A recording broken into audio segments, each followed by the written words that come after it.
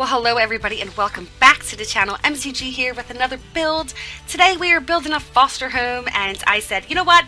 I have a great story to tell, something that is very close to my heart. When I was a young girl, I was raised by my loving and very strong-willed grandfather who I called Pop Pop, and to this day, many years later, he still holds a very special place in my heart, and I feel like he has molded me into the girl that I am today. And I wanted to build this home and kind of tell a story about what is a home, like what makes a home, and this home I wanted to kind of like give the feel that, you know, if you were having, you know, a hard time or you didn't have a house to live in, you could come here and this whoever was running this house here would go ahead and give you a warm meal and give you a warm bed to sleep in, and there would be places in the house where you could work on your studies and stuff like that. But as I was building the house, I kind of thought about some times in my life where I felt like, you know, in my home there was always a place where, you know, you could go to somebody. You know, if it wasn't exactly, you know, to my mom, it was, you know, to my uncles or my cousins, and you know, that was years and years ago, and I think that kind of helped give me a chance to really hold much value to what a house would consist of when I got older. So I always wanted to make a house. You know, I had in mind, like when I would become older, to tell you the truth, that I wanted my house to be very like vibrant, very warm, and very comforting. And you know, this foster home right here, I wouldn't say like it's a place where, you know, runaway teens would just go, or, you know, somebody who, you know, was bad or whatever, or juvenile hall or whatever they would go to, but more like, you know, someplace where they could just get a little bit more than they already had. And so that's kind of like the meaning behind this. I don't know if that makes any sense. What I'm trying to say is that, like, growing up, we did have a house. We didn't have the nicest house. Now, we lived in a city, and my mom worked full-time. She was a full-time working mom. She was raising twin girls, and we didn't have the nicest house. We just didn't. And my mom wasn't handy. We didn't have a father figure to kind of help out around the house or try to take care of us. So she kind of did like everything she could. So basically, when I got older, I had decided to move about 45 minutes away from my hometown, and it was a whole lot. It was a definite change, I guess you can say, a whole new atmosphere, even though we're in the same state. But I kind of figured that, you know, my first home, I really wanted it to be like a place where, you know, my family could have tons of memories, you know. And there's a saying that I have in my kitchen that we may not have it all, but together we do.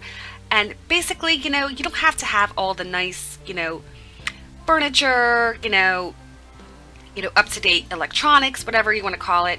But if your home, it has a table to sit at, a coffee pot, you know, a place where you can sit and chat and just talk about your day, I mean, I think that's a home. And this is why I kind of built this foster home, because I wanted this place to be a place where anybody could go and sit down and talk and have conversations and kind of get like advice if they needed it, or just needed a place to just call their home, you know. And basically that's what happened in this build. I made it to where there were so many rooms. There was a place where they could sleep, they could study, or just get away, whichever they wanted to do, you know. And I don't know, I hope you guys enjoy it. I'm starting to get used to the story time, but like I said before, I was not one that came from like the perfect family. I came from a mom that did everything she could to raise us, and I love her half to death. I really do. And I'm fortunate now to where my kids do have, you know, the family that I always wanted. But I wanted this home to represent that. Like, you don't need to have, you know, a mom and a dad to make a family. You know, we can't always pick our family, put it that way. And that's the truth, because I've learned that in the long run, that you just can't pick your family. You might argue, you might fight and stuff like that, but family, if you're willing to, you can stick together, because blood is thicker than water, however you want to call it. But sometimes you have to kind of go the other route where, you have to do for you. And I wanted this home to represent a place where you could go and just feel at home. And it's very homey. I used a lot of yellows because yellow is like a friendship color. It's a vibrant color. I love it. It's very warm and inviting.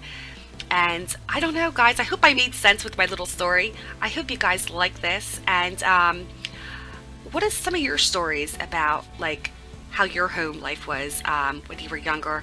Not specifically, like, but, like, what made your home so special? Like, if it was, certain, furniture in the house. Like, I know we had a tan rocker in our living room that my pops always used to sit in.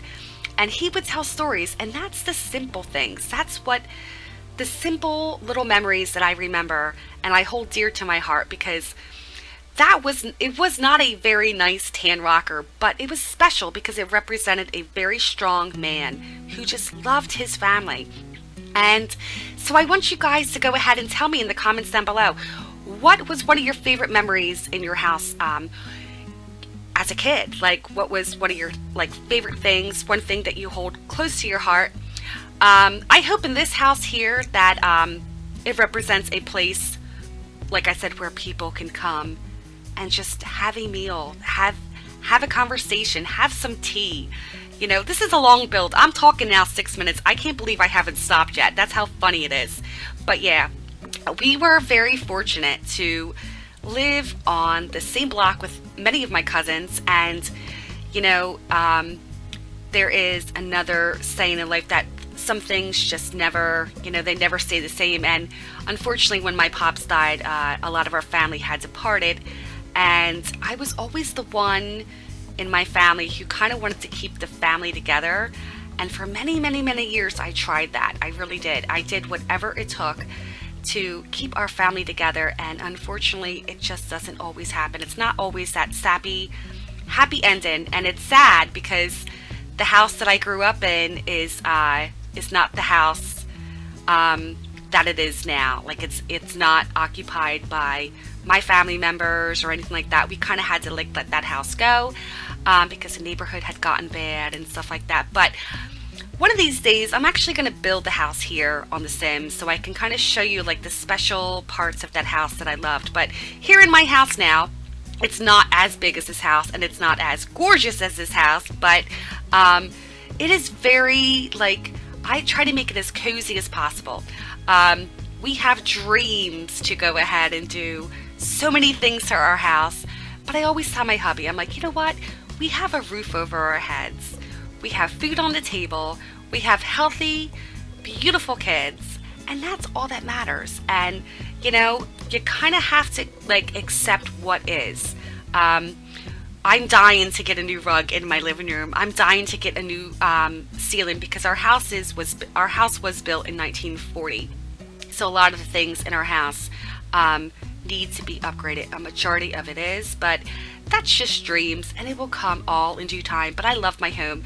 My home, I feel like it's very cozy, it's very personable, and I hope my kids will have memories like I had when I was younger. So I'm going to go ahead and let you guys finish watching this this speed build. Down here, I kind of made it like where they would go to school and, like, have some education if they weren't able to get it elsewhere.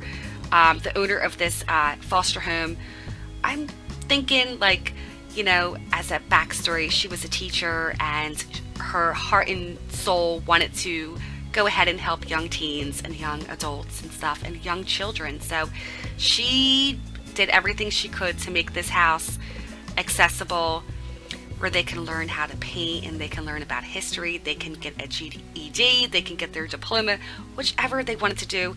This is their home. This is their home if they didn't have one. And like I said, it was such a joy to do this, and I hope you guys enjoy it, because I like telling stories. I think that it definitely goes ahead and helps with The Sims. I love how The Sims helps incorporates your feelings. I don't think that makes any sense, but anyway, here are some screenshots. I enjoyed this so very much, and I hope you guys enjoyed it as well. And I will see you all in the next video. I'm hoping to do another speed build again next week. Let me know in the comments down below if you guys are enjoying these, if you want more. If you haven't subscribed yet, please do so. If you like the content, you like the channel, I would absolutely appreciate it. I love seeing new family members. Guys, I didn't take a break. I've been talking for 10 minutes. Oh my goodness. All right, guys, I love you so very much. Have a great day, and thanks so much for stopping by, and I'll see you in the next video. All right, bye.